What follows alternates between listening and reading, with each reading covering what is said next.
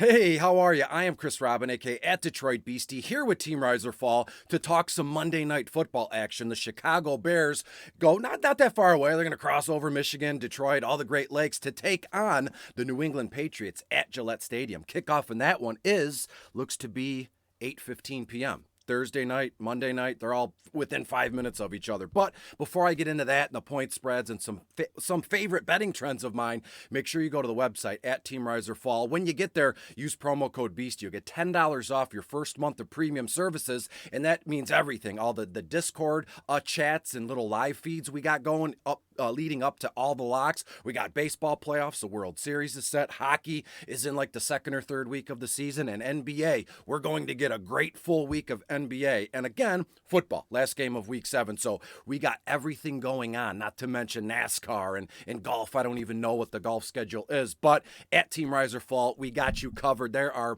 dozens of coaches that are there to put in cores and help you. We got, game flow tabs, pivot tool tabs. I mean, there's the tabs coming out of my ears. But enough with that. Let's talk about the football game, shall we? This one, as it stands right now, I believe Chicago is getting 8 points. Chicago's +8, and right now the total over/under is at 39.5. That hasn't changed. That one opened a week ago today, or even a week ago yesterday.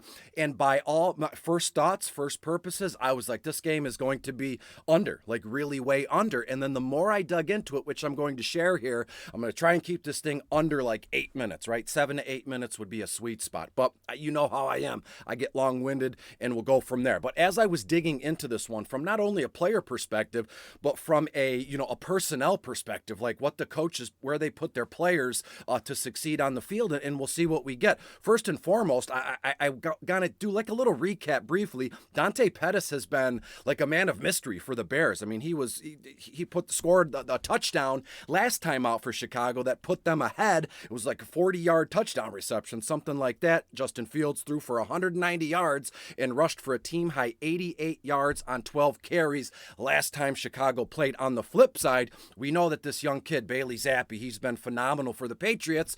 They even shut out and blanked my Lions a few weeks back. But hey, when we look at this one, Zappi has been more than suitable for this role. Last time out, he was 24 of 34 for 309 yards and 2 touchdowns. Ramondre Stevenson is coming on. Is Damian Harris even going to get his job back? Or is D. Harris going to be, the number 2, like in a complimentary role? We shall see. When we dig into this game, let's talk about the quarterbacks first and foremost. I'm going to try and eliminate all the fluff, even though the first 4 minutes have been nothing but fluff. On FanDuel, Justin Fields is $15,000 even, and on DraftKings, Fields is $10,400. When we look at Fields in this one, the Patriots, 18th overall against opposing quarterbacks.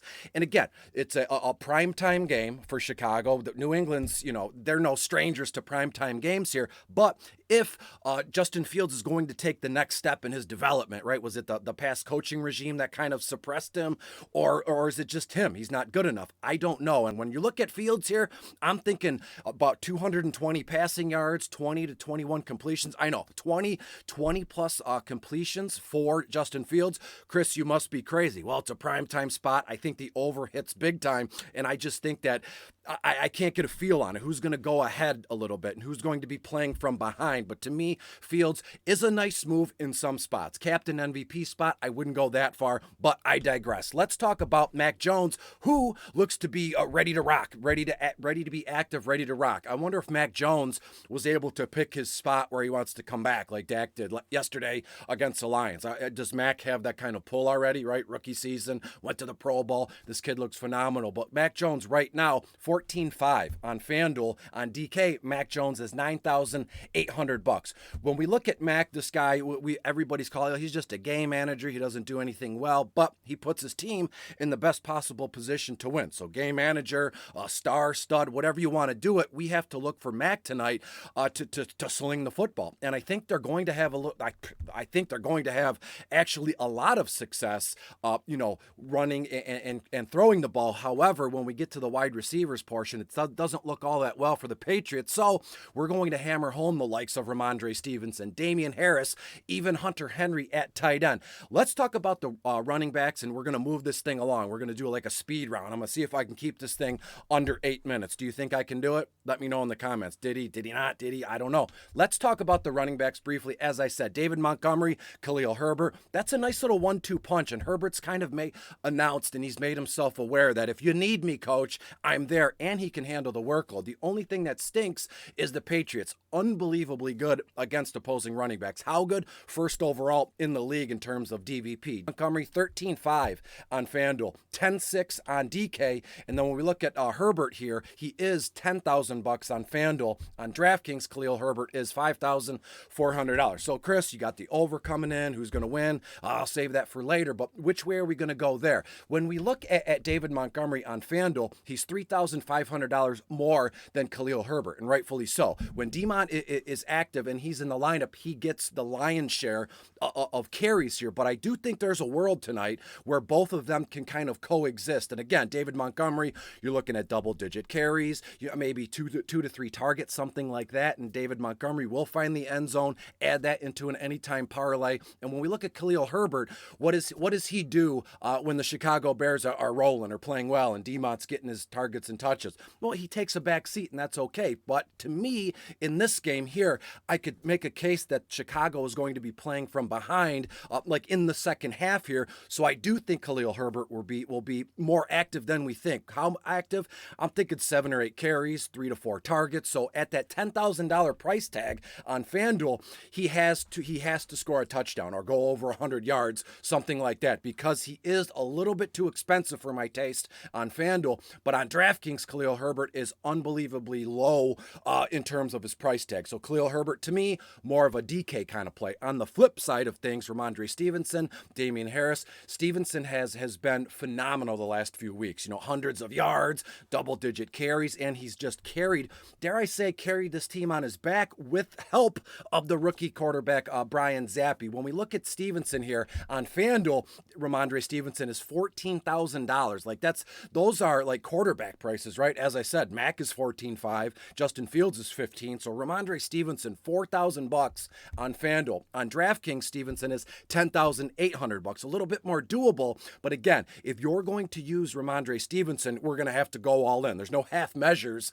when you use Ramondre Stevenson on either site, because that would be in a single game slate, especially on FanDuel. There's a case where you can only fit in 2 or 3 of the high price studs, but then that leaves you like $6,500, $5,500 to fill in the bottom half of your roster here. And to me, Ramondre Stevenson is one of those studs. So if you go with Stevenson, who are you going to pair him with? And to be fair, why not pair him with Damian Harris? Why can't we run that double running back kind of move from the same team? I have no issues with it. When you look at Harris, 12.5 on FanDuel. On DK, Damian Harris, $8,400. And the good thing here, I forgot to mention, the Chicago Bears, 25th overall against defending opposing running backs. So again, kind of the same thing I said with David Montgomery and Khalil Herbert. I could see a case here where Stevenson and Harris, do very well together. They can coexist. What about the idea of playing all 4 running backs?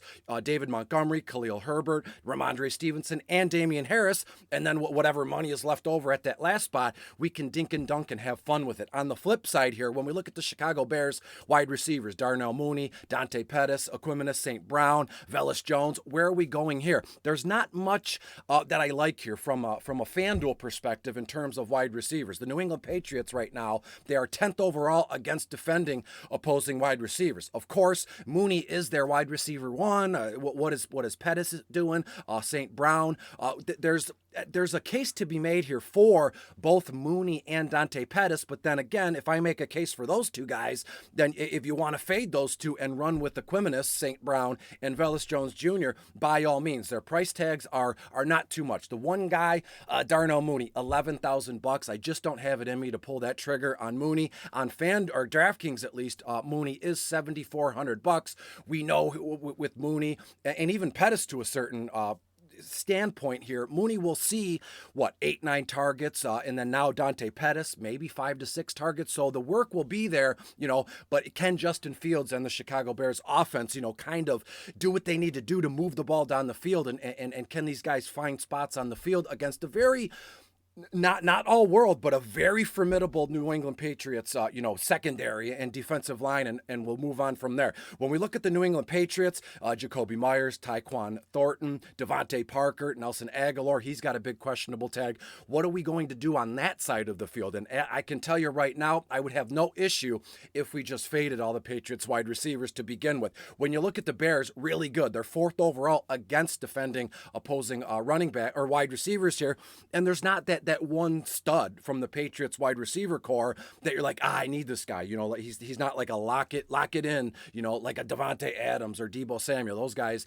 you have to put them in your lines, at least one, just in case. I don't see something here with the New England Patriots wide receivers that's like, I can't fade this guy, because you never know. Of all of them, Jacoby Myers, maybe even Devontae Parker, they're not in and out of the lineup, but they're in and out of their weekly work, right? 1 week Jacoby Myers will have a 32% target share, and then the next week Parker and Aguilar go off for a touchdown each and 80 yards, 75 yards. So I just don't have it in me, as I said, to play those guessing games given the DVP matchup here. It makes me awkward, maybe cringe. Cringe isn't the word, but hey, we'll move on. Of all the wide receivers, obviously it would be Jacoby Myers. He is on FanDuel at least $12,000. Holy smokes. And on DraftKings, Jacoby Myers is 8-2. When we look at the tight ends, not much going on. The only guy I would want in terms of a tight end would be Hunter Henry. And when you look at his price tag, very doable. Hunter Henry, $8,000 on FanDuel. On DK, Hunter Henry is $5,000 across the board. I've been saying it all spring, all summer, and now we're in the fall. Hunter Henry and this New England Patriots offense, they love those close two tight end sets in an I formation when they're in the red zone. I have Hunter Henry to catch a pass in the end zone today for a touchdown. Granted, he'll probably have 3, maybe 4 targets, 2-3 receptions for about 30 yards, but one of those will be a touchdown. What are the chances we see Hunter Henry catch three passes and 2 of them are for touchdowns? Crazier things have happened. Look at McCole Hardman last night, 2 carries, 2 touchdowns. It's crazy to me. This new age NFL is leaving me in the dust. I'm trying my best to keep up. When we look at kickers, not much going on there. Of the 2, probably Nick Folk, the New England Patriots kicker. I did say I had a good move yesterday in the Sunday Night Football video. I said, of all the kickers, I'd probably run with Jason Sanders, the Miami Dolphins kicker. And hey, he returned great value and great points in terms of our final score here. And when we look at the defenses here, I think we can even throw out the defenses, because I have the New England Patriots. Get this one. I have the New England Patriots to win this one 31-21, a difference of 10 points. And I believe it's going to be one of those final scores where, you're going to tell your friends tomorrow, or you're going to text someone and go, well, yeah, the Patriots beat Chicago, but the score made it look a lot closer than it was. Not preaching a blowout, but I do think there's a case to be made for, Justin Fields and Herbert and Velus Jones, something like that in a game script where I would call that a positive game script when you're behind, double-digit points and you're just moving the ball. So also for that fact, I like the New England Patriots DST